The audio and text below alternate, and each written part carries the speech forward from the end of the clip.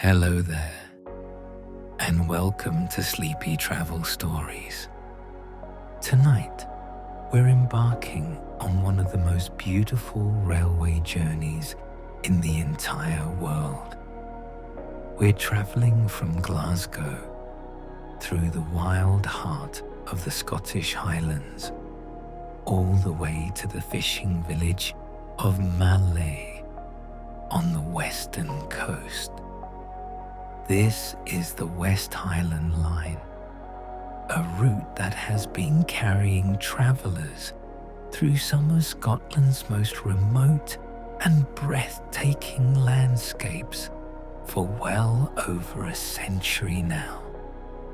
Settle in comfortably, let your breathing slow, and join me as we step aboard this train and watch the Scottish Highlands unfold, mile after gentle mile, through rain streaked windows and beneath vast skies. The journey begins in Glasgow, Scotland's largest city, at Queen Street Station. The station sits in the very heart of the city, a grand Victorian building that has welcomed travellers since the middle of the 19th century. Even before you board the train, there's something special in the air here. Perhaps it's the knowledge of what lies ahead, or maybe it's the faint scent of coal smoke that occasionally drifts through when the heritage steam trains pass through. The station concourse bustles with a particular energy on the morning of departure. Backpackers adjust their rucksacks, photographers check their camera batteries one more time, and families consult timetables and platform numbers. Queen Street Station was first opened in 1842, though the building we see today dates largely from expansions and renovations carried out over the decades that followed. The platforms extend beneath a great roof of glass and ironwork, and the morning light filters through in soft, diffused rays that catch the steam from coffee cups and the breath of passengers on cold mornings. The announcement boards click and flutter, displaying destinations that sound like poetry. Fort William, Mallaig, Oban, Crianlarich. These are places that exist at the very edge of what most people know of Scotland. Settlements that cling to mountainsides and nestle beside the deep, dark lochs. The train itself waits patiently at the platform. Modern diesel multiple units have replaced the steam locomotives that once hauled carriages along this route. Though between April and October, you might glimpse the famous Jacobite steam train, with its vintage coaches painted in maroon and cream, preparing for its own journey to Mallaig. Our train is more utilitarian, designed for the daily service that connects these remote communities to the central belt of Scotland, but is comfortable enough, with large windows that will frame the landscapes to come. Finding a seat on the left side of the carriage is ideal for the northbound journey, though the right side will offer its own rewards. The train begins to move with barely a whisper, pulling away from the platform and immediately diving into the Queen Street tunnel. a dark passage that plunges beneath the city streets. For a moment, everything is darkness, broken only by the interior lights of the carriage and the occasional flash of a service light on the tunnel walls. Then, quite suddenly, you emerge into daylight again, and Glasgow begins to reveal itself in a different way. The line runs west at first, threading through the northern suburbs of the city. These are working neighborhoods with tenement buildings of red sandstone standing shoulder to shoulder, their windows catching the morning light. Washing hangs on balconies, and satellite dishes cluster on rooftops like strange flowers. Small patches of green appear between the buildings, pocket parks where children play and neighbours walk their dogs. The River Clyde, that great artery of Glasgow's industrial past, runs parallel to the railway for a time, its waters grey and steady, flowing toward the sea. As the train picks up speed, the buildings begin to thin, and gaps of green appear more frequently. The transition from city to countryside is gradual in Scotland, not a sharp line, but a gentle blending. Stone walls appear, running alongside fields. Gardens grow larger, and suddenly there are trees, real stands of trees, not just the ornamental plantings of city parks. The train passes through Westerton, Drumchapel, and Drumry, stations that serve these outer communities, and with each stop, a few more passengers disembark, heading home or to work, while others board, settling in for the longer journey ahead. The history of this railway line is a story of ambition, engineering prowess, and sheer determination. The West Highland Railway Company was established in the late 19th century with the purpose of connecting Glasgow to Fort William and eventually to the fishing port of Mullaig. Before the railway arrived, the Western Highlands were among the most isolated and inaccessible parts of Britain. The landscape was, and still is, dominated by mountains, deep glens, and vast expanses of boggy moorland that made road building nearly impossible. Coastal shipping provided the main means of transport for people and goods, but this was slow, unreliable, and at the mercy of the often fierce weather. The line from Craigendoran on the River Clyde to Fort William opened in August 1894. It was an extraordinary achievement of Victorian engineering, requiring the construction of numerous viaducts, cuttings, and embankments across terrain that many had declared impossible for railway construction. The extension from Fort William to Mullaig followed in 1901, bringing the railway to the western seaboard and opening up new possibilities for trade, particularly in fresh fish, which could now be transported quickly to markets in Glasgow and beyond. Helensburgh comes into view, a handsome seaside town on the northern shore of the Clyde estuary.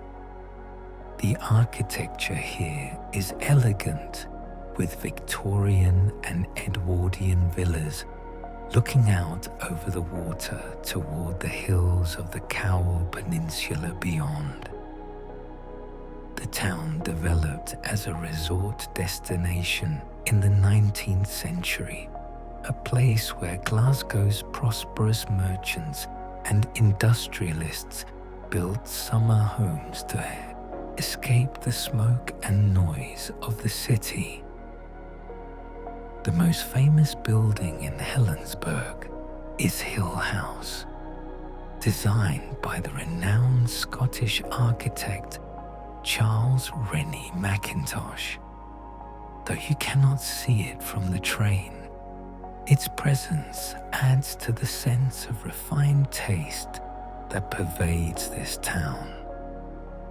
The train doesn't linger in Helensburgh. After a brief stop, it continues northward, and the landscape begins to change in earnest now. The line runs close to the water's edge, and to the left, you can see Gara Loch stretching away to the north. Its surface often mirrors smooth in the early morning, reflecting the sky and the hills that rise on either side. This is a sea loch, a long finger of salt water reaching inland, and its depths are considerable. On clear days, the reflections are so perfect that it becomes difficult to tell where the water ends and the sky begins. The hills are growing taller now, their slopes covered in a patchwork of coniferous forest, heather moorland, and exposed rock. These are the southern reaches of the Highlands, and while they are not as dramatic as the mountains that lie ahead, they have a quiet beauty all their own. The trees here are mostly Sitka spruce and lodgepole pine, planted in neat rows by the Forestry Commission. But in the gaps between these commercial forests, you can still find remnants of the ancient Caledonian pine forest that once covered much of Scotland. Garalochhead is the next station, a small settlement clustered around the head of Garaloch. The village has a long association with the Royal Navy, which maintained a base here for many years, and even today you might occasionally spot naval vessels moored in the loch. The station building here is one of the original structures from the 19th century, a charming chalet-style building with wooden shingles on its exterior walls. These shingles, remarkably, were imported from Switzerland when the line was built, a detail that speaks to the ambition and attention to detail of the railway's creators. Beyond Garalochhead, the train begins to climb more noticeably. The engine works a little harder, and the rhythm of the wheels on the rails changes slightly. The route swings inland, leaving the sea lochs behind for the moment, and enters a landscape of rounded hills and narrow glens. Loch Long appears to the west, another sea loch, deeper and narrower than Gara Loch. Its waters a darker blue. The mountains are closing in now, and the sense of entering a wilder, more remote world grows stronger with each passing mile. The station at Arrochar and Tarbet sits in a rather isolated spot, equidistant between the two villages it serves. Arrochar lies at the head of Loch Long to the west, while Tarbet sits on the shore of Loch Lomond to the east. The station itself is a simple affair, an island platform with a small shelter, but the location is spectacular. Mountains rise steeply on all sides, and in wet weather, which is common here, waterfalls cascade down their flanks, adding their sound to the constant whisper of wind through the pines. And then, quite suddenly, Loch Lomond comes into view. Loch Lomond is the largest body of fresh water in Britain, covering an area of about 71 square kilometres and stretching for nearly 40 kilometres from north to south.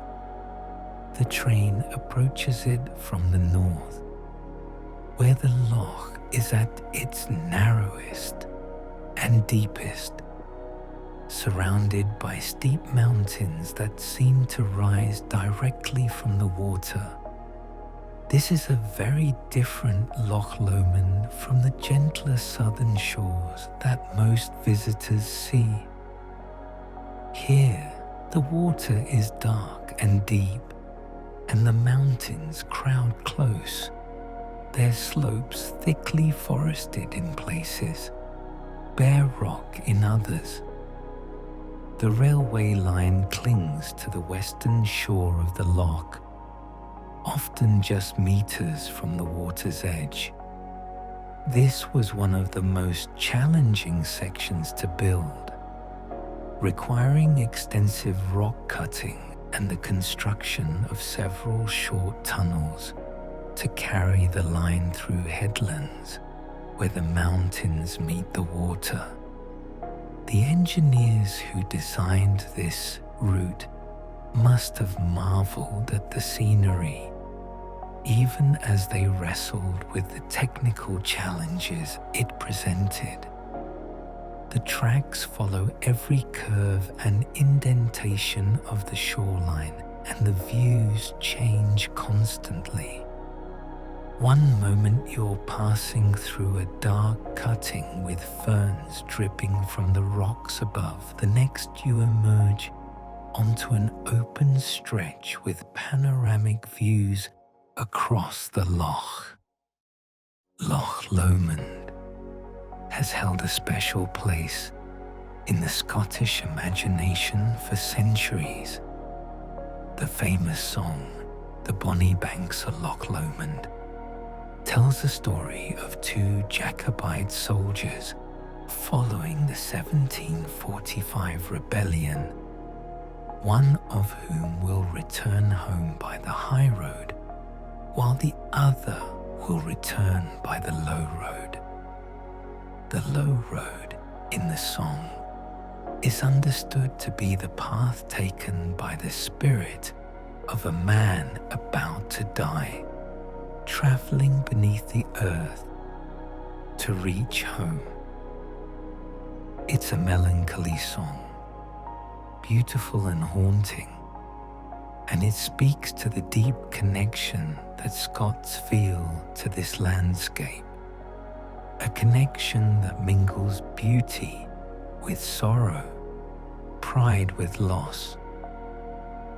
The loch is studded with islands, 30 of them in all, ranging from tiny rocky outcrops to substantial islands like Inchmurrin, which is the largest island in any Scottish loch. Some of these islands are wooded, thick with oak, ash and birch, while others are bare rock.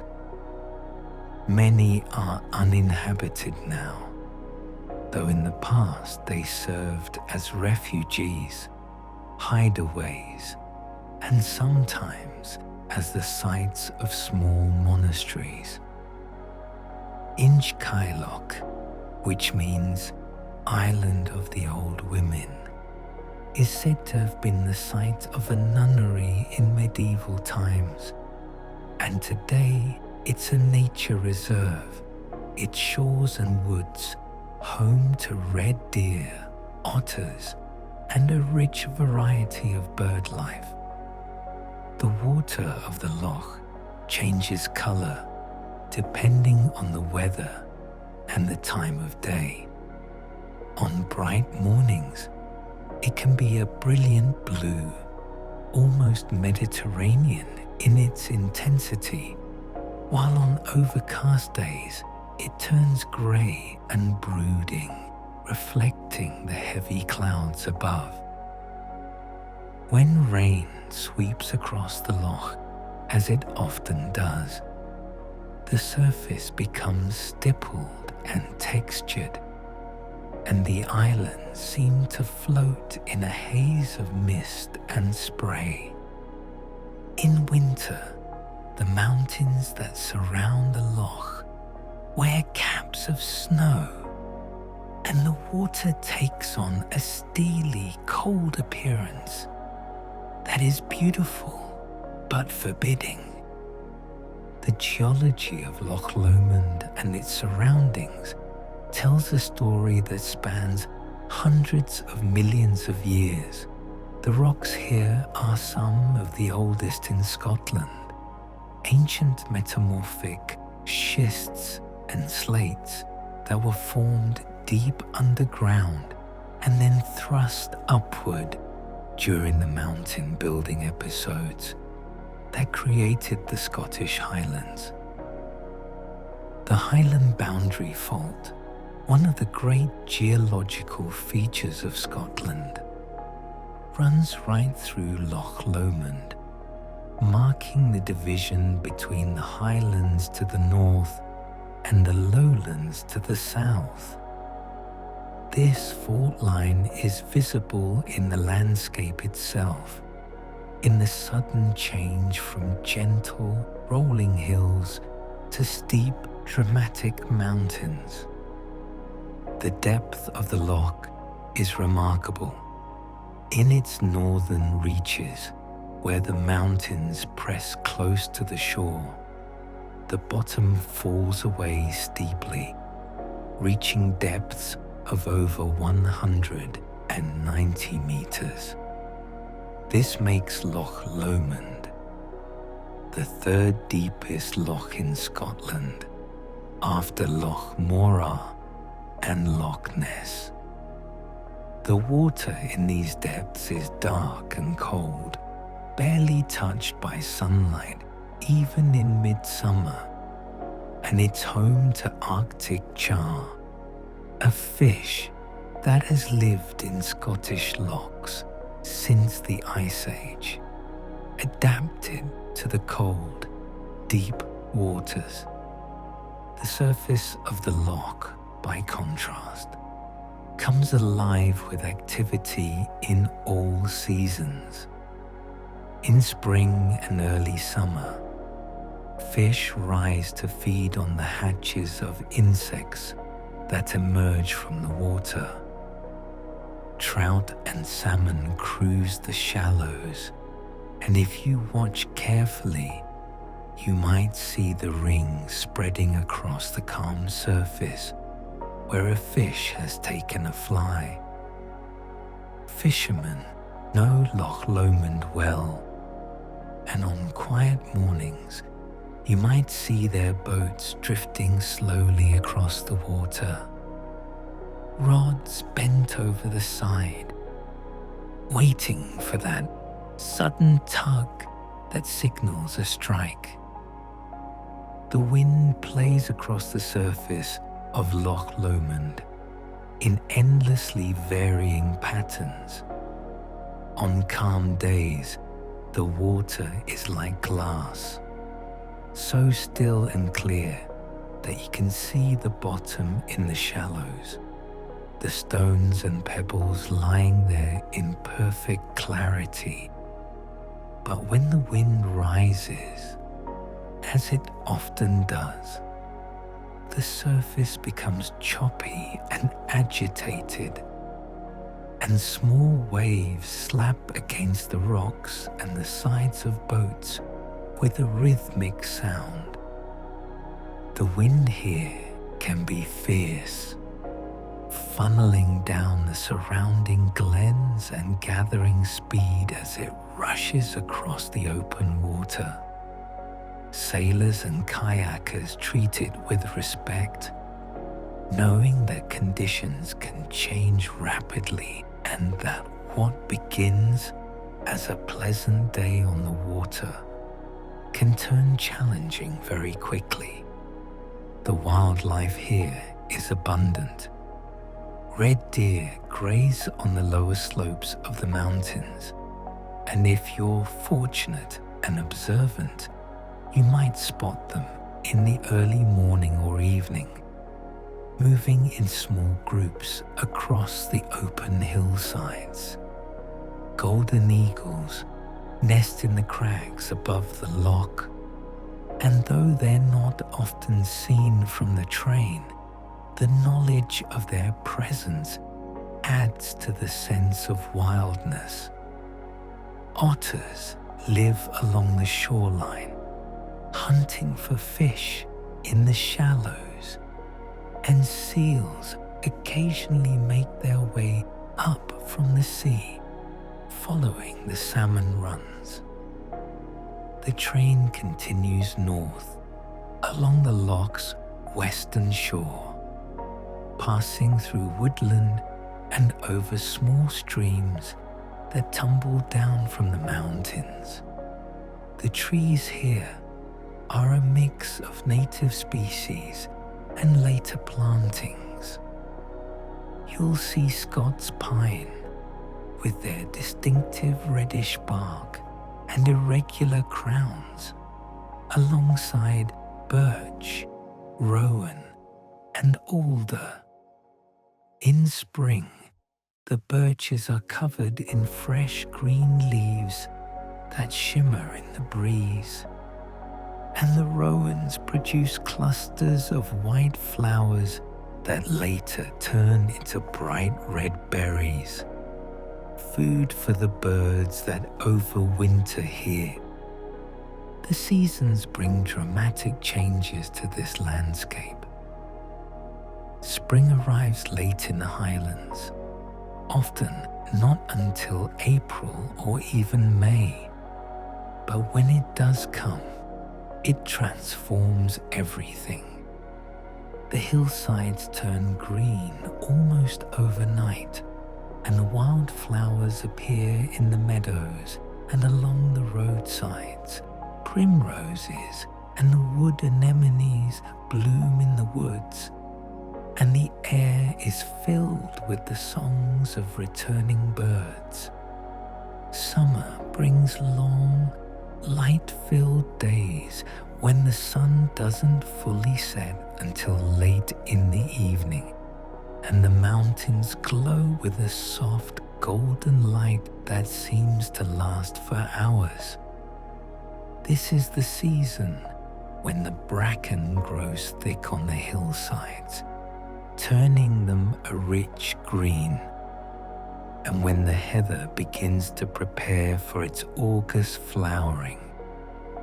Autumn in the Highlands is perhaps the most beautiful season of all.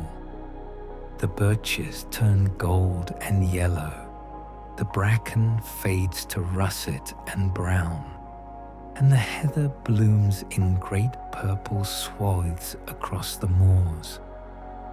The air becomes crisp and clear, and the light takes on a special quality, sharp and clean, that makes the colours seem more vivid than at any other time of year.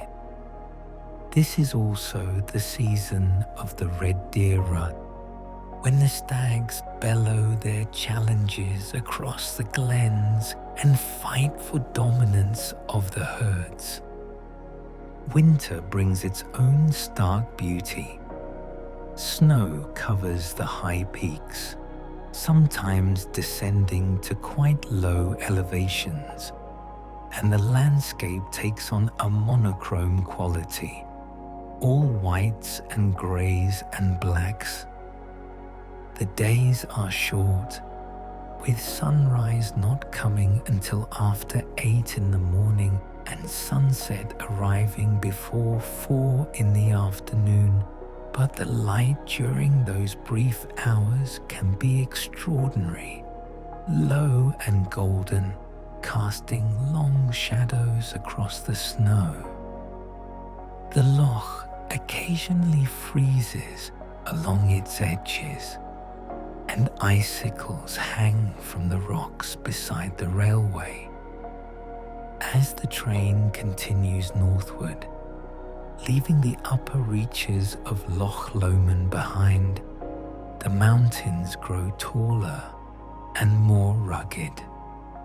This is proper Highland country now, and the sense of remoteness deepens. The little station at Ardlui appears, perched at the very northern tip of the loch, and then the train swings east, following Glen Falloch, a narrow valley through which the river Falloch flows. The river is a lively presence here, tumbling over rocks and forming small waterfalls, its sound a constant companion to the railway. The valley sides are steep, covered in a mix of forest and open moorland, and in places you can see the scars left by old avalanches and landslips, reminders that this is a dynamic landscape, still being shaped by the forces of weather and gravity. The railway builders faced enormous challenges in this glen. The terrain is difficult, with unstable slopes and frequent flooding, and maintaining the line required constant vigilance and considerable expense. Yet they persevered, and the result is a railway that seems to belong to the landscape, winding naturally through the valley as if it had always been there.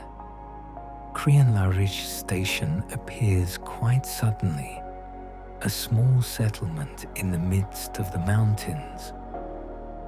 This is an important junction where the railway splits. One line continues north toward Fort William, while the other swings west toward Oban on the coast. On some services, you'll see the train actually split here, with carriages being uncoupled and sent in different directions, a rather old-fashioned procedure that's fascinating to watch if you have time to step onto the platform. The village of Crianlarich itself is small, a cluster of houses, a hotel, and a few shops catering to walkers and climbers. It sits at the meeting point of several glens, and the mountains around it are popular with hill walkers. Ben More and Stob Binane rise to the east, both over 1,000 meters high and classified as Munros. Scottish mountains above 3,000 feet. The West Highland Way, one of Scotland's most famous long-distance footpaths, passes through Crianlarich on its 96-mile journey from Milngarvie to Fort William.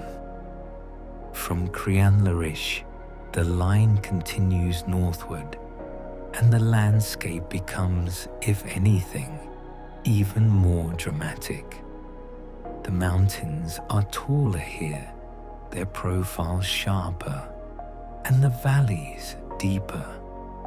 The train climbs steadily, the engine working harder now, pulling the carriages up gradients that sometimes reach 1 in 50. The views from the windows become increasingly spectacular, with glimpses of distant peaks and deep glens opening up on all sides. Bridge of Orchy is the next station, another small settlement that exists primarily to serve hill walkers and climbers. The original station building here is a gem of railway architecture, one of the distinctive Swiss chalet-style structures that were built at many stations along the West Highland Line. Sadly, the building is no longer used as a station, having been converted into a bunkhouse for walkers. But it still stands as a reminder of the care and attention that went into the line's original construction. The landscape around Bridge of Orchy is characterized by wide, open glens and rounded, heather-covered mountains. This is the southern edge of Rannoch Moor, one of the most extraordinary landscapes in all of Scotland. And as the train continues northward from Bridge of Orchy, you begin to get a sense of what lies ahead. The trees become sparser, the vegetation more subdued, and the feeling of space grows immense. And then you're on the moor itself. Rannoch Moor is vast, covering about 130 square kilometers of the Central Highlands. It is a high plateau, sitting at elevations between 300 and 400 meters above sea level, and it is unlike anywhere else in Britain.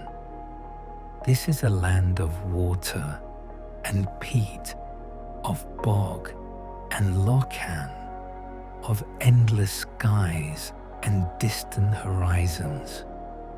The moor is often described as one of the last great wildernesses in Europe, and while that may be something of an exaggeration, there is truth in the sentiment. This is a place that feels utterly remote, far from the concerns and bustle of the modern world. The formation of Rannoch Moor is a story that goes back thousands of years to the end of the last ice age.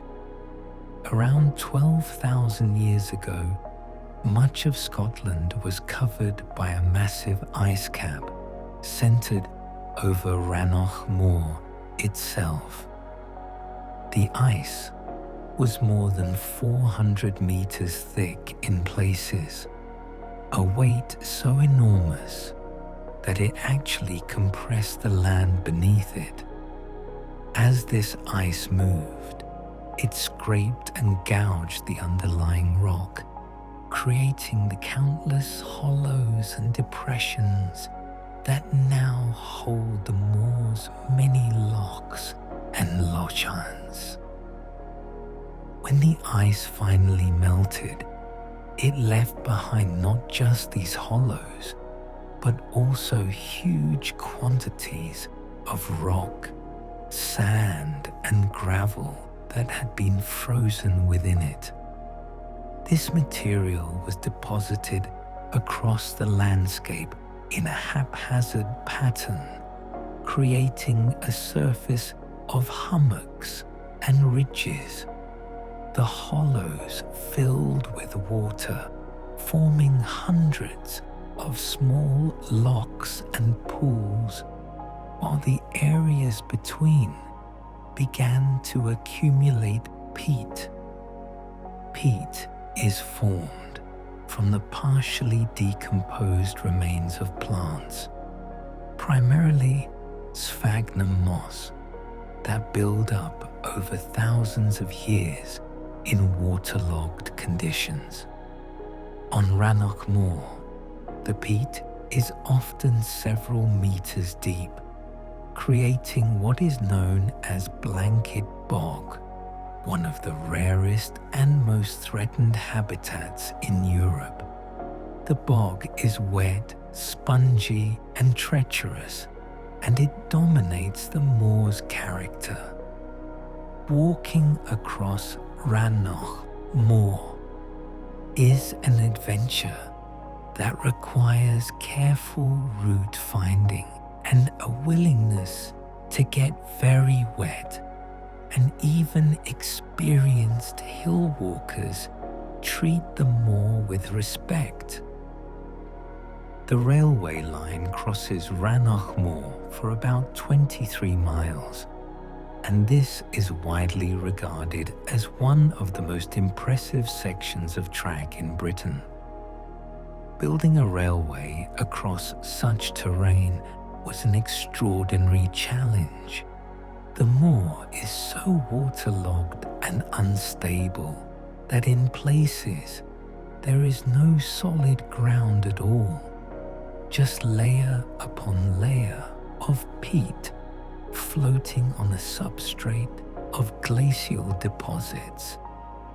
The engineers who built the line had to effectively float the railway on a raft of brushwood, tree roots, and ash, creating a foundation that could support the weight of the track and trains without sinking into the bog.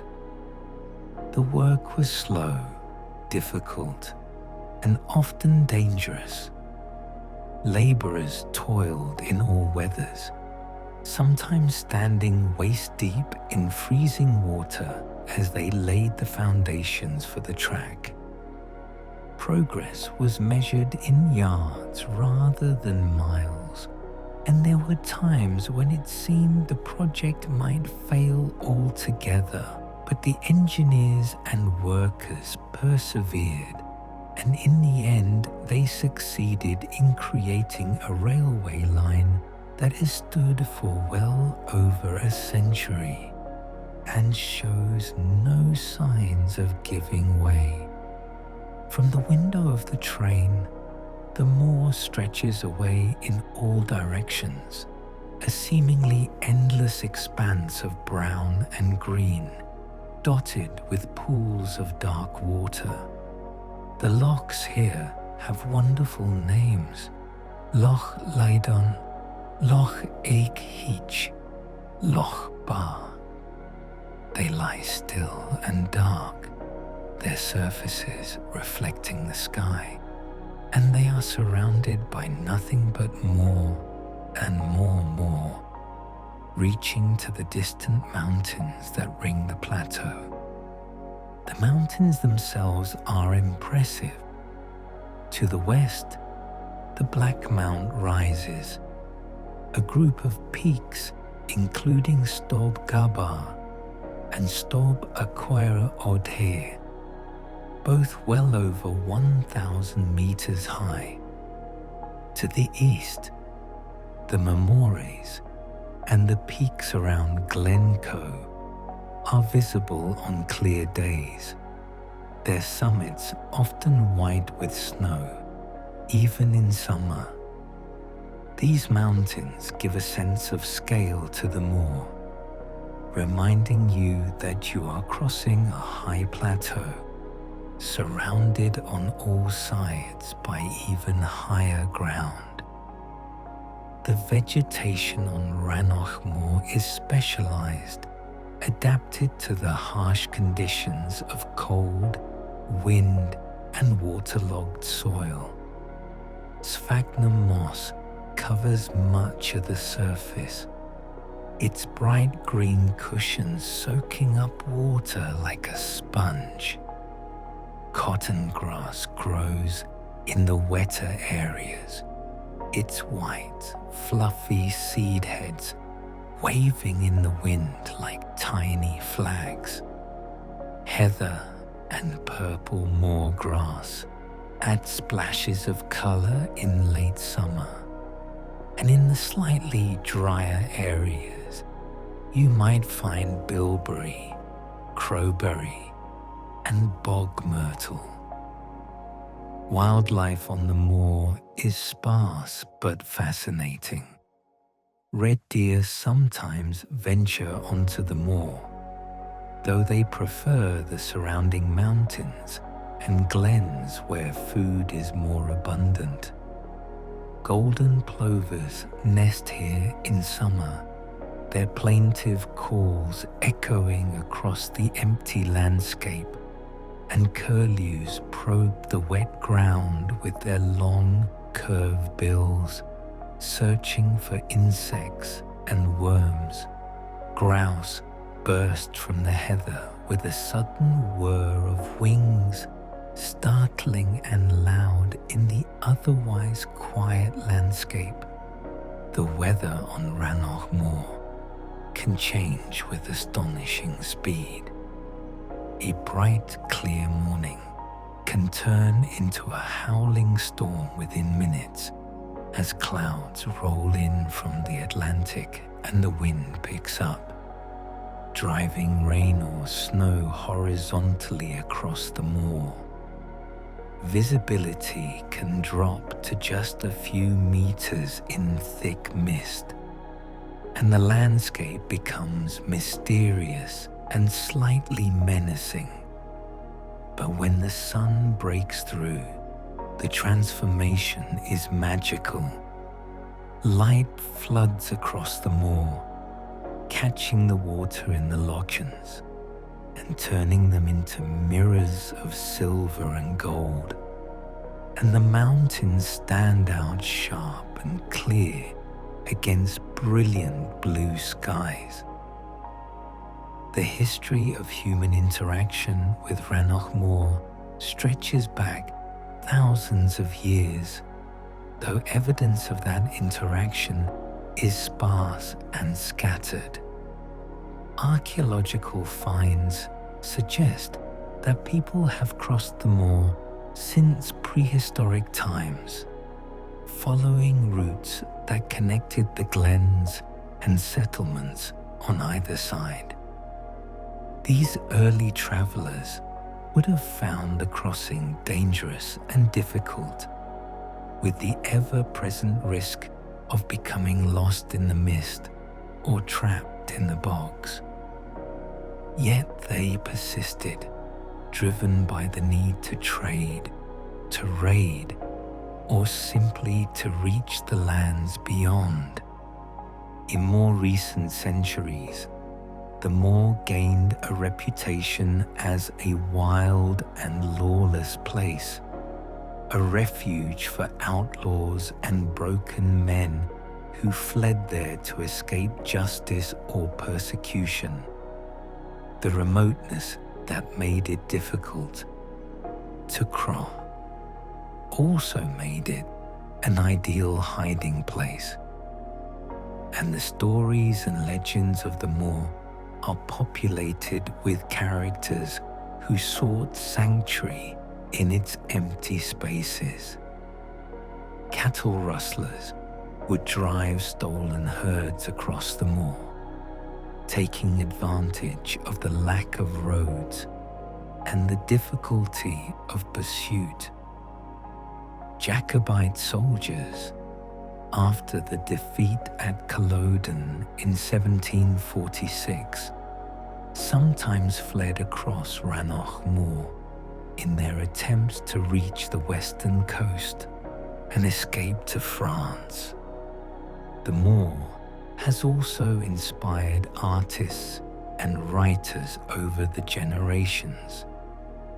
The Victorian era saw a flowering of interest in wild, romantic landscapes, and Rannoch Moor fit that aesthetic perfectly. Painters came to capture its moody skies and brooding waters, while poets tried to put into words the feelings that the moor evoked. Robert Louis Stevenson, in his novel Kidnapped, sent his characters across Rannoch Moor, describing it as a place of desolation and danger. That literary association has persisted, and the moor appears in various works of fiction and film, often representing the idea of wilderness, of nature untamed and indifferent to human concerns. Walking on Rannoch Moor, if you're brave enough or foolish enough to attempt it, is an experience unlike any other. The ground beneath your feet is soft and yielding, the peat giving slightly with each step. Water squelches up around your boots, and the vegetation, while low-growing, is thick and tangled enough to slow your progress. There are no paths to follow, no landmarks to guide you except the distant mountains on the horizon.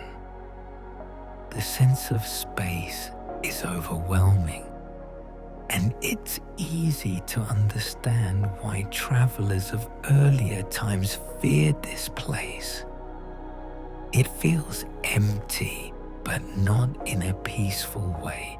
It feels like a place that is watching, waiting, indifferent to whether you make it across or not. The moor is not entirely lifeless, though. In summer, the air hums with insects, midges mostly, tiny biting flies that can make outdoor activity a torment. But there are also dragonflies and damselflies, iridescent creatures that dart and hover over the pools of water, hunting for smaller insects. Butterflies too, though not in great numbers. Occasional flashes of color in the predominantly brown and green landscape. And always there are birds. The moor is an important breeding ground for wading birds and waterfowl, species that need the combination of water, isolation, and space that Rannoch Moor provides. The sound of the moor is subtle. Unlike a forest, which rustles and whispers with countless small sounds, the moor is often silent. When the wind drops, the silence can be profound, broken only by the occasional call of a bird or the distant sound of water moving over rocks. But when the wind blows, the sound changes. It roars across the open spaces, making the cotton grass bow and sway, and it creates a constant background noise that can be both exhilarating and unsettling. Rannoch Station appears in the middle of this wilderness, a tiny outpost of civilization in the vast emptiness of the moor. It is one of the most remote railway stations in Britain, accessible only by train or by a long, rough track that leads east to the village of Rannoch. The station building is another of those charming Swiss chalet structures, and it sits in splendid isolation, surrounded by moor in all directions. A few houses cluster near the station, home to the handful of people who live in this remote spot. And there's a small hotel, the Moor of Rannoch Hotel, which welcomes travelers and walkers seeking shelter from the elements.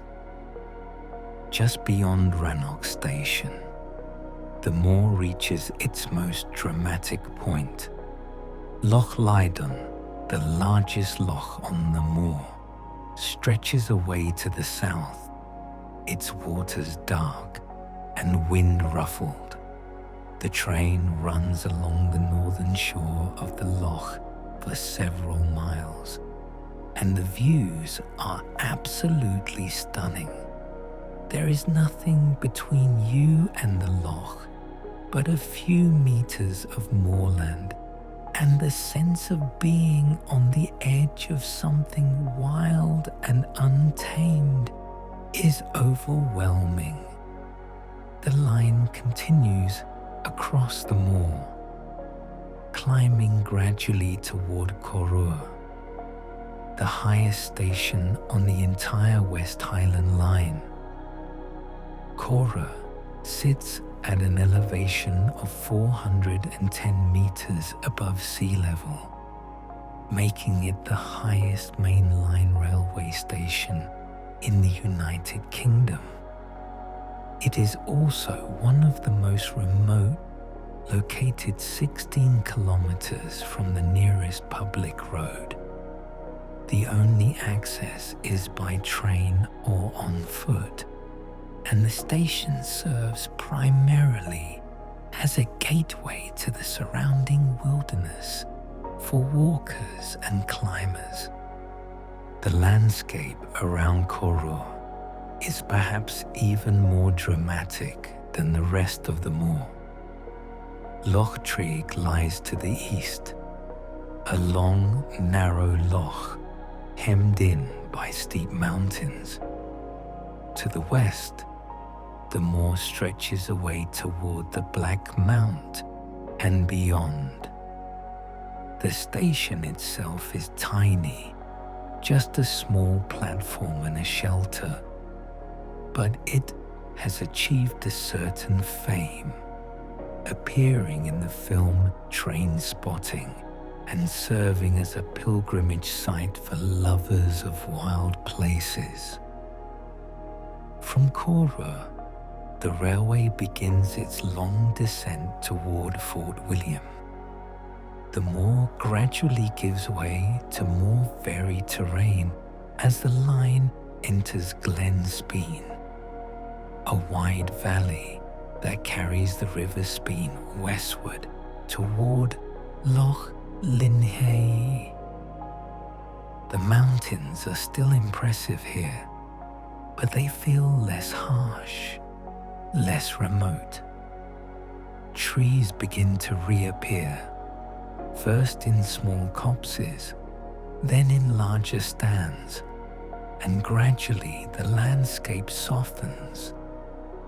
The train passes through Tulloch, a small station serving the scattered communities of Upper Glen Spean, and then continues through Roy Bridge and Spean Bridge, larger settlements that mark the transition from the high mountains to the coastal lowlands. The sense of approaching Fort William grows stronger, and you can feel the change in the carriage as passengers begin to gather their belongings, check their tickets, and prepare for arrival. Fort William appears quite suddenly, nestled at the foot of Ben Nevis and looking out over Loch Linnhe. The town is the largest settlement in the West Highlands, with a population of around 16,000, and it serves as the main commercial and administrative centre for the region. Despite its size, Fort William retains a distinctly Highland character, with outdoor shops, cafes serving hearty meals, and hotels catering to the thousands of visitors who come each year to climb Ben Nevis or explore the surrounding mountains. The town takes its name from a fort built here in the 17th century, originally constructed by Cromwell's forces and later enlarged and named after King William III. The fort was built to control the Highland clans and to prevent Jacobite uprisings, and it played a significant role in the turbulent history of the region. In 1745, during the Second Jacobite Rising, the fort was besieged by Bonnie Prince Charlie's forces, but it held out, and the rebellion was eventually crushed at the Battle of Culloden the following year. Very little remains of the original fort today. It was demolished in the late 19th century to make way for the railway, an ironic turn of events given that the fort had been built to maintain control over the Highlands, while the railway was built to open them up. A small section of the fort's seaward wall still stands, and you can see it from the promenade along the loch shore, a reminder of the town's military past. Fort William today is known primarily as the outdoor capital of Scotland. Ben Nevis, at 1,345 metres, is the highest mountain in the British Isles, and it dominates the town both physically and economically. On a clear day, its summit is visible from all over Fort William, a broad, rounded mass of rock and scree that seems to fill half the sky. The mountain attracts around 100,000 ascents each year, most of them via the well-maintained tourist path that starts from Glen Nevis, just south of the town. The mountain summit is a place of extremes. Even in summer, conditions can be harsh, with high winds, low visibility, and temperatures that can drop below freezing.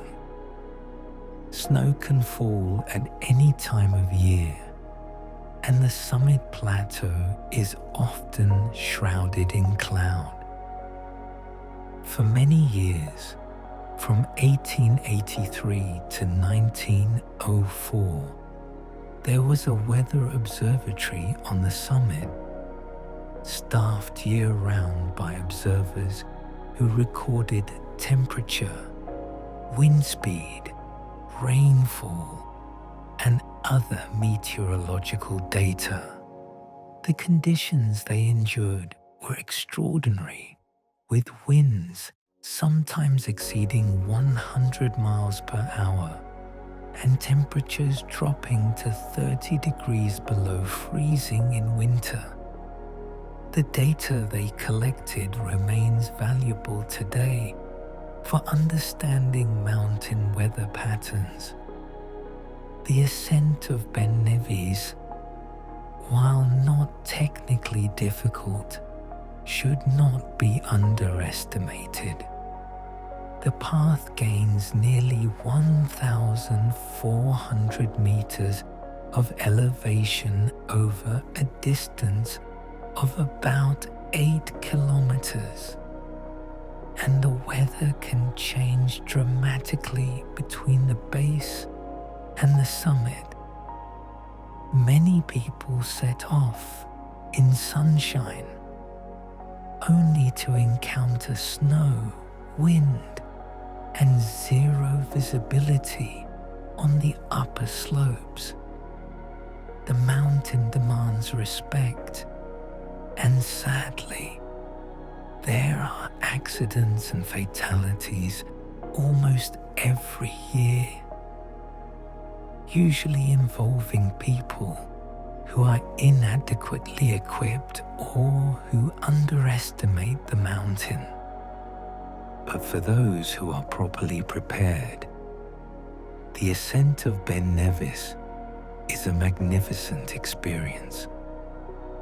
The path winds steadily upward, first through pine forest, then across open mountainside where the vegetation gradually gives way to bare rock and scree. The views expand as you climb, with Loch Linnhe visible to the west and the mountains of the Great Glen stretching away to the north. Near the summit, if the weather is kind, you might see as far as the Isle of Skye to the west, or across to the Cairngorm Mountains to the east. Fort William's history extends beyond the fort and the mountain though. The town has long been a centre for the aluminum industry, with a large smelter located just outside the town centre. The smelter was established in the early 20th century and was powered by hydroelectric energy from the Lochaber scheme, one of the largest such projects in Britain at the time. The scheme involved building dams and tunnels to divert water from nearby lochs and rivers to drive turbines, generating enough electricity to power the energy-intensive process of aluminum production. The smelter has changed hands several times over the years and has faced uncertain futures, but it continues to operate and remains an important employer in the area. The West Highland Museum in Fort William is worth visiting if you have time during your journey. It's a modest museum, housed in what was once a bank building on the high street, but its collections are fascinating. There are exhibits on local history, including displays about the Jacobite risings, the Highland clans, and the development of tourism in the area. One of the most interesting exhibits is a secret portrait of Bonnie Prince Charlie, painted on a curved surface, so that it appears as nothing but abstract smears, unless viewed in a cylindrical mirror. Such portraits were used by Jacobite sympathizers after the 1745 rising, when displaying an image of the prince could be seen as treasonous. The town's position at the southern end of the Great Glen gives it strategic importance that has been recognized for centuries. The Great Glen is a geological feature, a long, straight valley that runs northeast from Fort William to Inverness, following the line of the Great Glen Fault. This fault is one of the major geological structures of Scotland, and movement along it over millions of years has created the deep trench that now holds a chain of lochs, including Loch Lochy, Loch Oish, and the famous Loch Ness. The Caledonian Canal, which we'll cross shortly after leaving Fort William, was built to take advantage of this natural corridor through the Highlands. Thomas Telford, one of the great civil engineers of the early 19th century, designed and oversaw its construction between 1803 and 1822. The canal is 60 miles long, but only about 22 of those miles are actually artificial canal. The rest is formed by the natural lochs that lie along the Great Glen. The canal was built to provide a safe passage for shipping between the Atlantic and the North Sea, avoiding the dangerous waters around the north of Scotland. But it never achieved the commercial success that its builders hoped for. Today, it's used primarily by pleasure craft and tourist boats, but it remains an impressive feat of engineering and a beautiful waterway to travel. But Fort William is also the terminus for the regular West Highland Line service, and this is where many passengers disembark, their journey complete. For others though, including ourselves, Fort William is not the end, but merely a waypoint. We're continuing westward along the Mallaig extension to reach the fishing port of Mallaig on the Atlantic coast. The train changes direction at Fort William, as the station is a terminus rather than a through station. If you've been sitting on the left side of the carriage for the best views from Glasgow, you'll want to switch to the right side now, as the train will be travelling in the opposite direction, and the most spectacular scenery lies on what is now the right-hand side, heading west. The Mallaig extension was built between 1897 and 1901, a later addition to the original West Highland Line, but in many ways its crowning achievement. The line was built primarily to serve the fishing industry, providing a direct rail link between the rich fishing grounds of the western coast and the markets of Glasgow and beyond. The route required some extraordinary feats of engineering, including the construction of multiple viaducts and the boring of several tunnels through solid rock. The train departs Fort William and almost immediately crosses the Caledonian Canal at Banavie.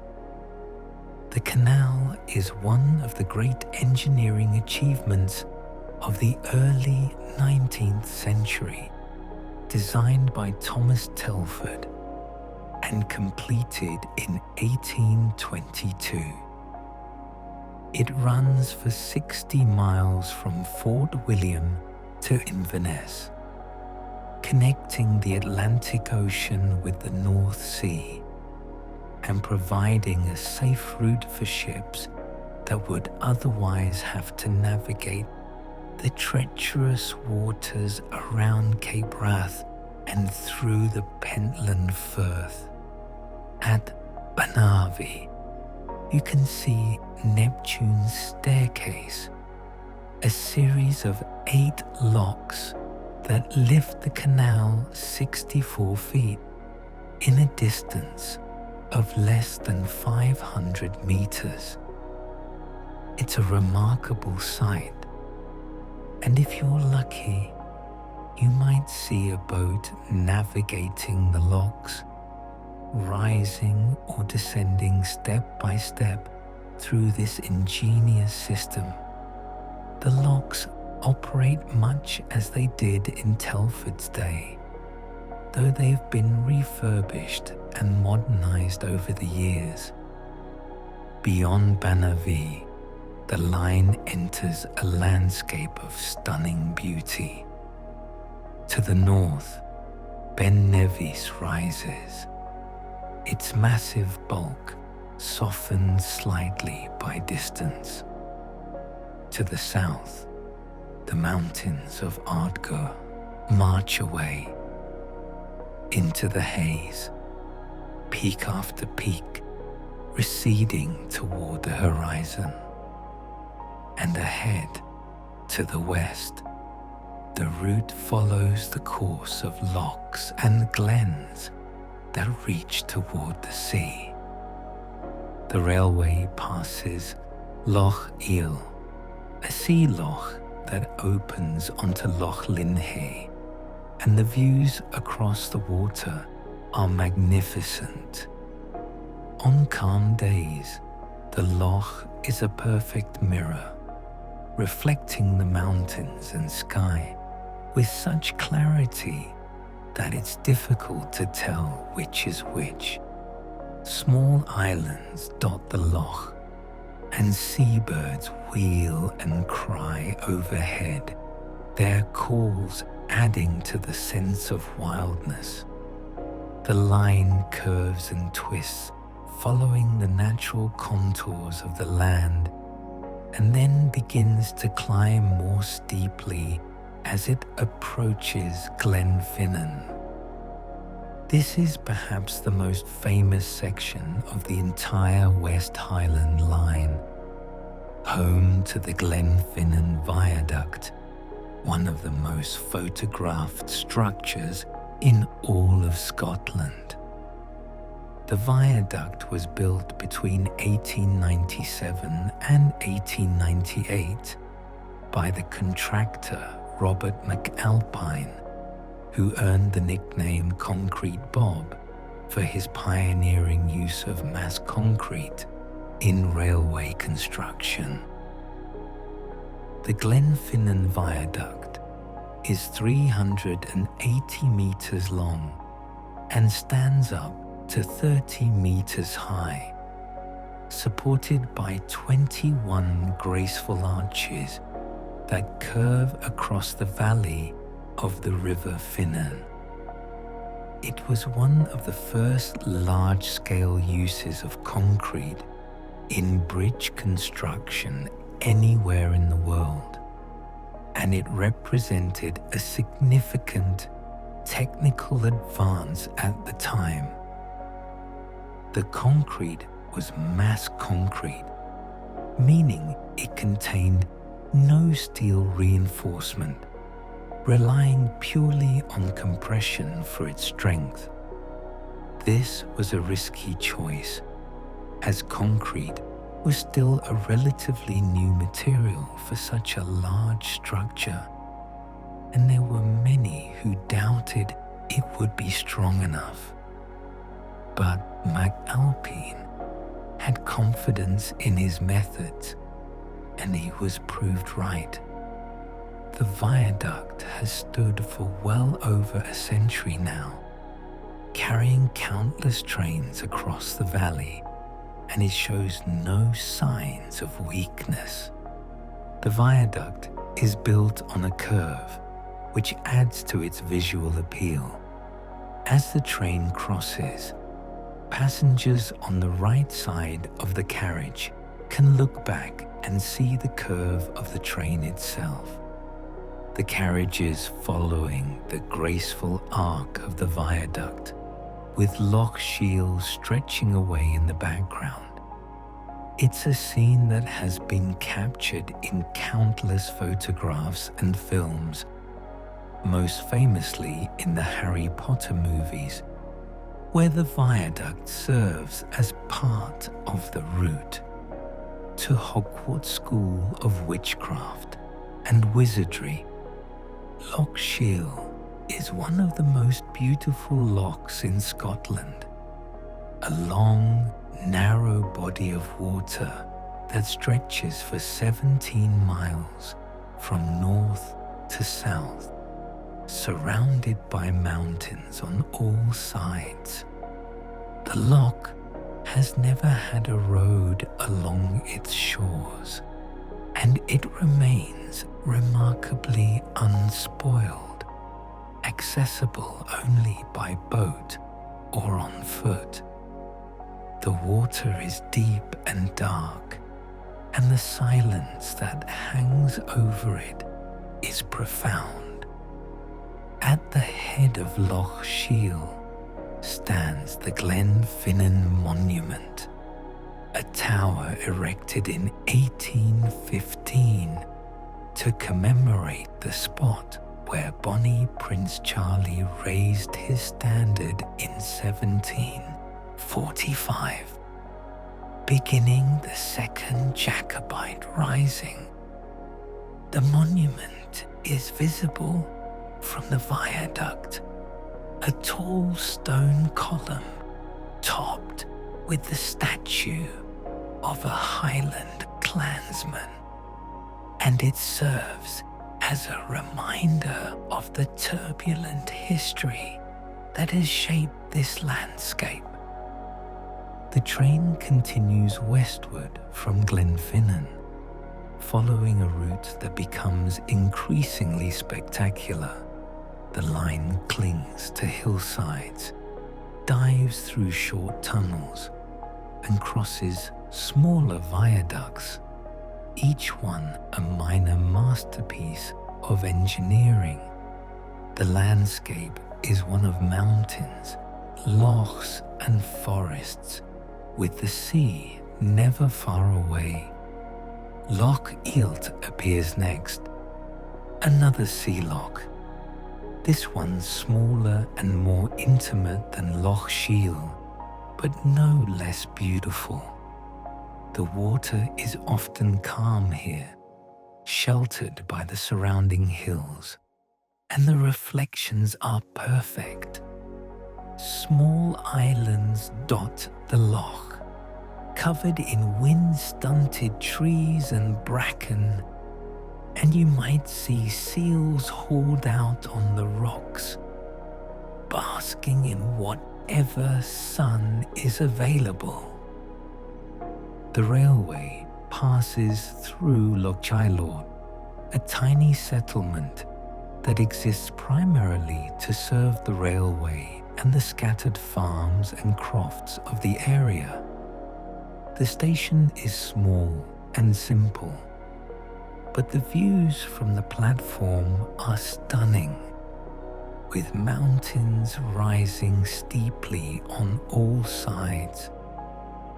This is remote country, far from any town, and the sense of peace is almost palpable. From Loch Shiel, the line continues west, passing Loch Eilort and then Loch Nan Uam. These lochs are all connected to the sea, their waters rising and falling with the tide, and the marine influence is strong here. Seaweed lines the shores, and the air has the tang of salt.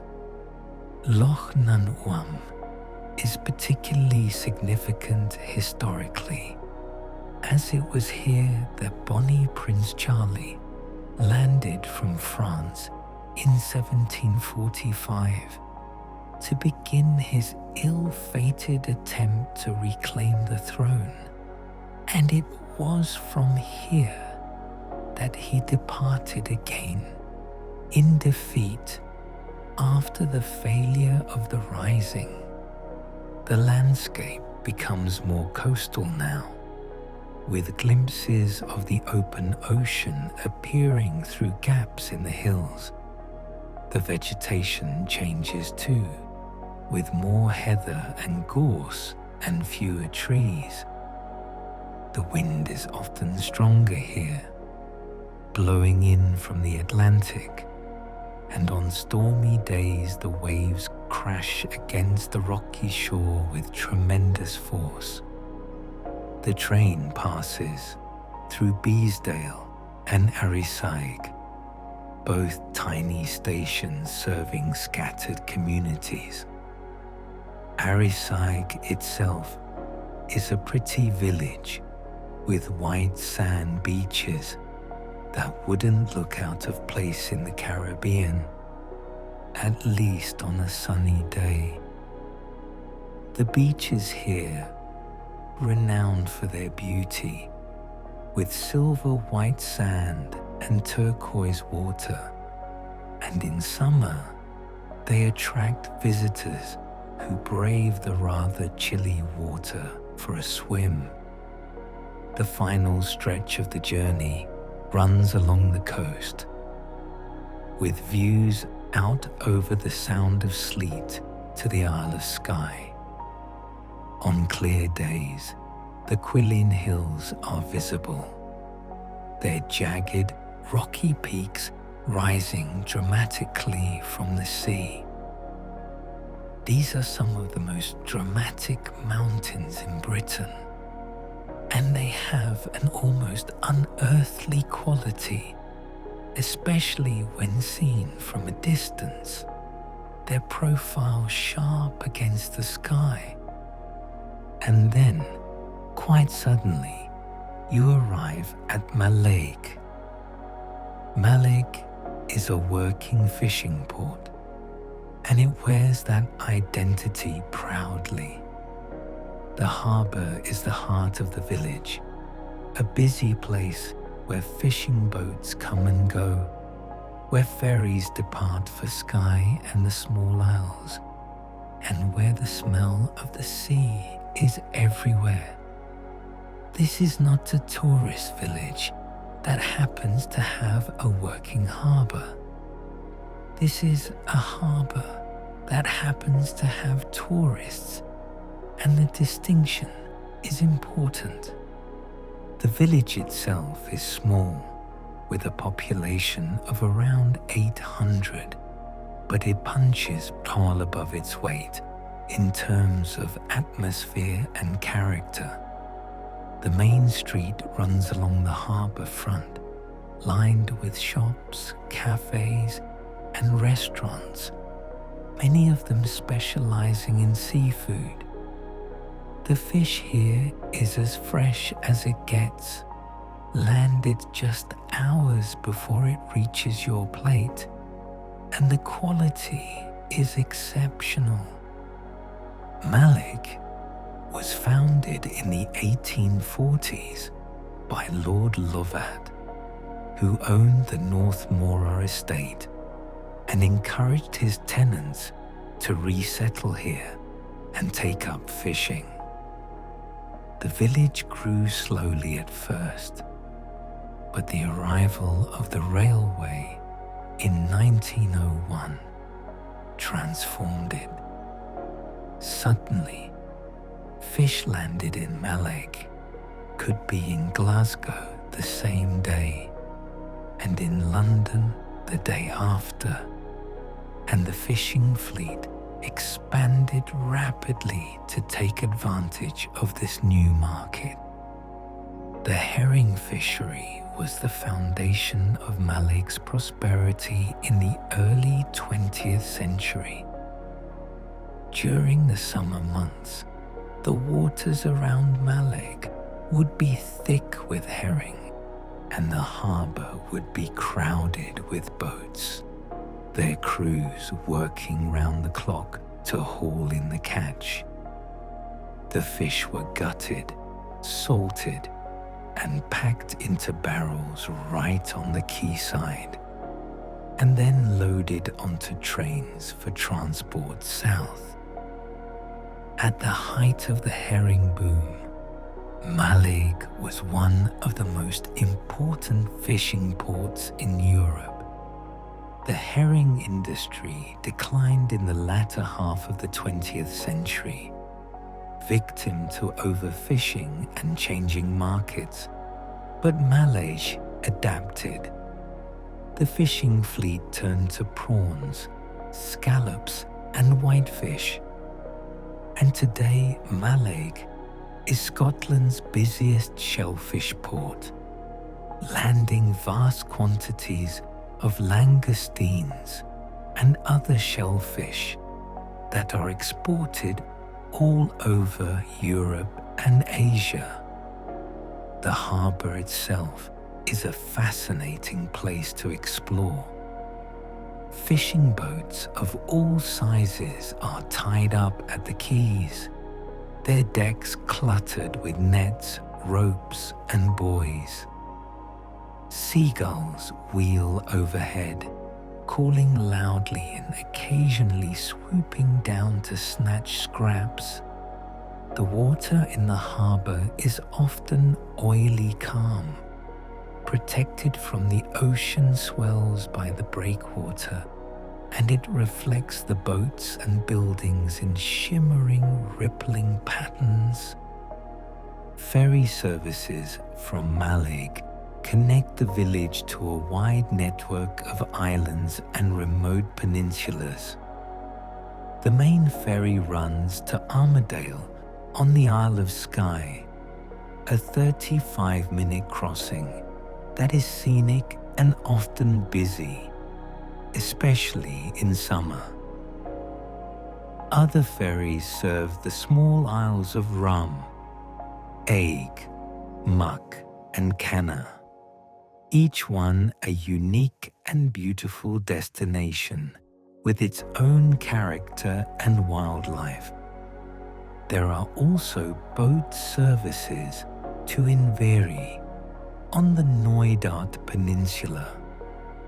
Knoydart is sometimes called Scotland's last wilderness, a roadless area of mountains, glens, and lochs that can be reached only by boat or on foot. Inverry has the distinction of being the largest settlement in mainland Britain without road access, and its pub, the Old Forge, claims to be the most remote pub in the UK. Whether these claims are strictly accurate or not, they speak to the sense of remoteness and adventure that pervades this part of Scotland. The village of Maleg has a strong Gaelic heritage, and while English is the everyday language now, Gaelic is still taught in the local schools and spoken by some of the older residents. You might hear it in snatches of conversation in the shops or cafes, or see it on signs and notices. The language has a musicality to it, quite different from English, and it's a reminder of the deep cultural roots of this place. The fishing industry that built Maleg continues to shape it today, though the nature of that industry has changed significantly over the decades. In the early 20th century, when the railway first arrived, herring was king. The summer herring fishery would see hundreds of boats working the waters around Mallaig, with crews often working through the night when the herring were running. The fish were brought ashore in enormous quantities, and an army of workers, many of them women who travelled from fishing port to fishing port following the season, would gut and pack the herring into barrels of salt. The herring girls, as they were known, were skilled workers who could process fish at astonishing speed, their hands moving in practiced, rhythmic motions that required no conscious thought. They worked in teams of 3, 2 gutting and 1 packing, and they were paid by the barrel, which meant that speed and efficiency were essential. The work was hard and the conditions were often difficult, with long hours standing at open air, tables in all weathers. But there was a strong sense of camaraderie among the workers, and the herring girls developed a culture and traditions all their own. The decline of the herring fishery was gradual but inexorable. Overfishing reduced the stocks, and by the mid-20th century, it was clear that the great days of the herring were over. But Mallaig's fishing fleet adapted, turning to prawns, also known as langoustines or Norway lobsters. These small crustaceans live in burrows on the muddy seabed, and catching them requires different techniques from herring fishing. Prawn fishing is done with creels, baited traps that are set on the seabed and then hauled up after a day or 2. It's labor-intensive work, and the catch per boat is much smaller than it was in the herring days. But prawns command a good price, especially in European markets where they're considered a delicacy. Today, Mallaig is the largest shellfish port in Scotland, landing not just prawns, but also scallops, crabs, and lobsters. The fish market, though modernized and subject to all sorts of health and safety regulations that would have been unimaginable in earlier times, still bustles with activity. Buyers come from all over to bid on the day's catch, and refrigerated trucks wait to transport the seafood to markets and restaurants across Britain and the continent. The rhythm of life in a fishing port is dictated by the sea and the weather. When conditions are good, boats go out, and when they return, the harbour comes alive with the sounds of engines, the calls of crews to each other, and the screech of seagulls competing for scraps. When the weather turns bad, the boats stay in port, tied up at the quay, rocking gently on the swell that makes its way into the harbour, even in the most sheltered spots. Fishermen repair nets, service engines, and wait for the weather to improve. The community in Mallaig is close-knit, as it must be in a small, remote place where people depend on each other. The school serves children from Mallaig and the surrounding area, including some who travel by boat from the more remote settlements.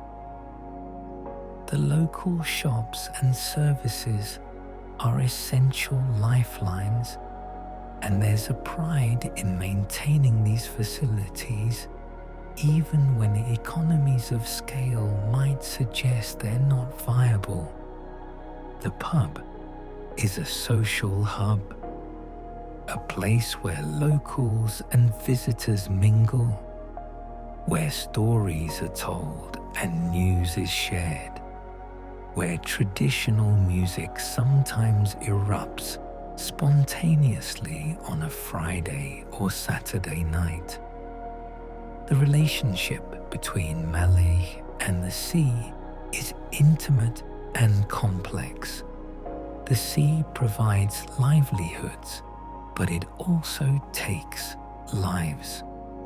There's a memorial in the village to fishermen lost at sea, a simple stone bearing names and dates that tell stories of tragedy and loss.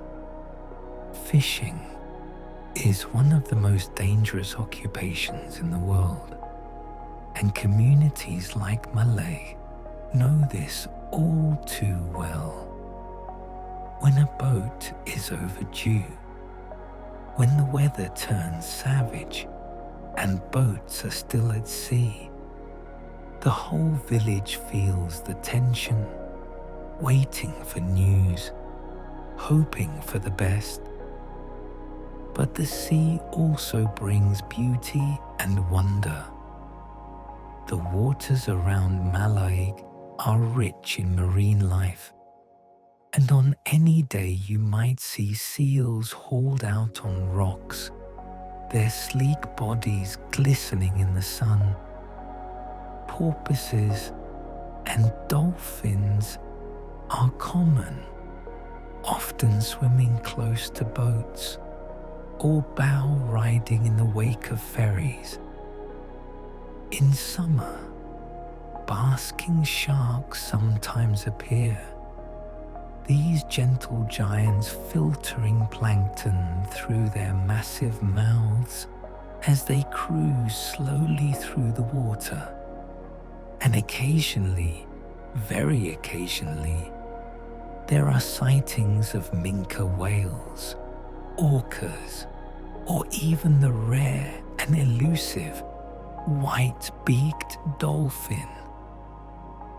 The bird life around Mallaig is spectacular. Gannets patrol the waters offshore, their white plumage brilliant against the blue or grey of the sea. When they spot a fish, they fold their wings and dive, entering the water like arrows and often disappearing completely before resurfacing with their catch. Cormorants perch on rocks and buoys, their dark forms silhouetted against the sky, wings spread wide to dry in the wind, and everywhere there are gulls, herring gulls, black-backed gulls, kittiwakes, each species with its own distinctive call, all of them opportunistic and bold. The changing light on the water is one of Mallaig's greatest shows. In the morning, the sun rises over the mountains to the east, backlighting them and casting long shadows across the harbour. The water is often calm at this hour before the wind picks up, and the reflections are perfect. The boats and buildings mirrored in the still surface. As the day progresses, the light shifts, moving across the sky, illuminating different parts of the landscape. The islands offshore, Eigg and Rum in particular, change appearance constantly as clouds move and the sun plays across their slopes. Evening brings perhaps the most beautiful light of all. The sun sets behind Skye, and the western sky fills with colour. Sometimes the colours are subtle, soft pinks and pale golds that fade gradually into twilight. Other times they're dramatic, vivid oranges and reds that seem almost unnatural in their intensity. The clouds catch and hold the light, becoming canvases for nature's art, and the sea reflects it all, doubling the display. In the twilight, as the last ferry of the day makes its way out of the harbour bound for Skye, and as the lights begin to come on in the houses and buildings around the waterfront, Malek settles into evening. The sounds change, becoming quieter, more intimate. You might hear music from a pub, laughter from a group of people standing outside a restaurant, the cry of a gull making one last sweep over the harbour before finding a roost for the night. The Mallaig Heritage Centre, located near the railway station, tells the story of the village and the wider region. The exhibits cover the fishing industry, the construction of the railway, and the area's connections to the Jacobite risings. It's a modest museum, but it's well done, and it provides valuable context for understanding this place and its people. Standing on the quayside in Mallaig, watching the boats come and go, feeling the wind off the ocean, you have a sense of having reached somewhere significant. This is not just the end of a railway line, though it is that. This is a frontier, a place where the land meets the sea, where the settled world gives way to the wild. To the west, beyond the harbour entrance, lies the Atlantic Ocean, stretching 3,000 miles to North America. To the east, the railway line leads back through the mountains to the cities and towns of the Scottish lowlands. The light in Mallaig can be extraordinary, especially in the late afternoon and evening. The sun, when it appears, casts long shadows across the water, and the mountains on the mainland and on Skye glow with a warm golden light. The sky fills with colour, oranges and pinks and purples, and the clouds become brushstrokes on a vast canvas. This is the light that has drawn artists to the west coast of Scotland for generations, a light that is soft and clear and full of subtlety. The seasons here are pronounced. Summer brings long days, and when the weather cooperates, warm sunshine and calm seas. The village fills with visitors, the ferries run full schedules, and the harbour buzzes with activity. Autumn brings storms rolling in from the Atlantic, with winds that can reach gale force and rain that comes down in sheets. The trees, what few there are, turn gold and brown, and the mountains wear their first dustings of snow. Winter is quiet, with fewer visitors and shorter days. But there's a beauty to the season, a stark simplicity when the landscape is reduced to essentials of rock, water, and sky. Spring comes late, but is all the more welcome for the wait, with wildflowers blooming along the roadsides and seabirds returning to their nesting sites. The wildlife around Mallaig is rich and varied. Seals are common in the harbour and along the coast, their round heads popping up unexpectedly from the water. Otters live along the shoreline, hunting for fish and crabs in the kelp forests that fringe the rocks. Porpoises and dolphins are regular visitors to these waters, and occasionally, if you're very lucky, you might see a minke whale or even a basking shark, the latter being harmless filter feeders that cruise slowly through the plankton-rich waters in summer. Seabirds are everywhere. Gulls of several species wheel and call overhead, while cormorants stand on rocks with their wings spread to dry, looking prehistoric and vaguely sinister. Gannets dive for fish offshore, plunging into the water with incredible force, and in summer, puffins nest on some of the nearby islands, their colourful beaks and comical expressions making them favourites with visitors. As evening approaches and the light begins to fade, the atmosphere in Mallaig shifts. The fishing boats tie up for the night, their crews heading home or to the pub.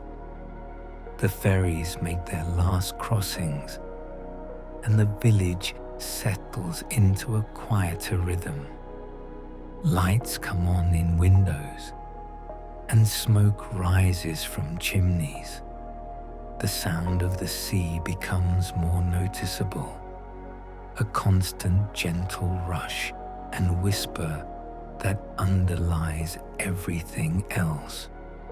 This journey we've taken, from Glasgow to Mallaig, has carried us through an extraordinary range of landscapes and experiences. We've travelled from the urban bustle of Scotland's largest city to one of its most remote and beautiful fishing villages. We've crossed Loch Lomond, one of the country's most famous beauty spots, and Rannoch Moor, one of its wildest and most desolate places. We've passed through mountains and glens, crossed viaducts and tunnels, and followed the route of a railway that was built with courage, vision, and an extraordinary amount of hard work.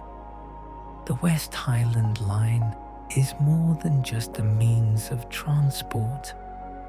It's a journey through Scotland's history and geography, through its landscape and culture. It's a reminder that some places can only truly be appreciated slowly, from ground level, watching the scenery unfold at the pace of a train rather than the speed of a car or plane. It's a celebration of the human spirit that built this railway against all odds and of the wild beauty of the Scottish Highlands that the railway was built to serve. As you sit here, perhaps with a warm drink in hand, listening to these words, you might find yourself feeling the gentle rock and sway of the train, the rhythmic clicking of wheels on rails, the sense of movement through a vast and beautiful landscape. Let that feeling linger for a moment. Let yourself be carried by it as you would be carried by a gentle current in a quiet stream. The journey from Glasgow to Malig takes about 5.5 hours on the regular service, though it can feel both longer and shorter than that, depending on your state of mind. Time moves differently on this train. The modern world, with its constant rush and urgency, seems to fall away, replaced by a more natural rhythm, the rhythm of the landscape itself. If you've enjoyed this journey with me, I'd be grateful if you'd consider subscribing to the channel and giving this video a gentle thumbs up. It helps others discover these stories, these places, these moments of calm and beauty that we could all use more of in our lives. And if there are other journeys you'd like me to explore, other railways or roads or waterways that you think deserve to be celebrated in this way, please leave a comment and let me know. For now though, let yourself rest. Let the images of mountains and lochs, of moorland and ocean, of stations and viaducts drift through your mind. Let the sound of the railway fade into the sound of your own breathing, steady and slow, and sleep, knowing that somewhere out there, the West Highland Line continues its journey, carrying travellers through one of the most beautiful landscapes on earth, just as it has done for more than a century, and just as it will continue to do for many years to come. Safe travels and good night.